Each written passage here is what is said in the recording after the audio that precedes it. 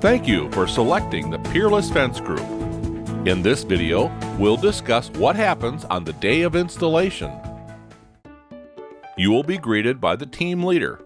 Normally, it takes 15 minutes or so to review the installation materials to confirm the correct product, style gate, and any other options. You and the team leader will walk around your property in order to discuss the installation details. The location of any gates will be identified, as well as how and in which direction they should swing. Special care will be taken to respect your property and minimize the impact to your lawn and landscaping.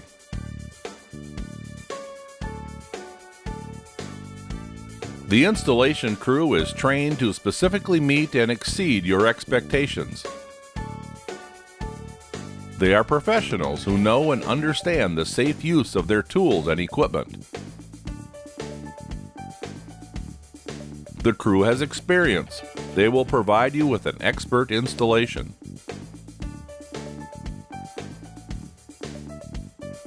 Should you make any changes to your fence or gates during the installation, a change order is needed to be signed and approved. Upon completion, we will place a Peerless placard on your fence, as well as a sign in your yard. Once the team has finished their work and cleaned up the job site, the team lead member will show you the completed installation.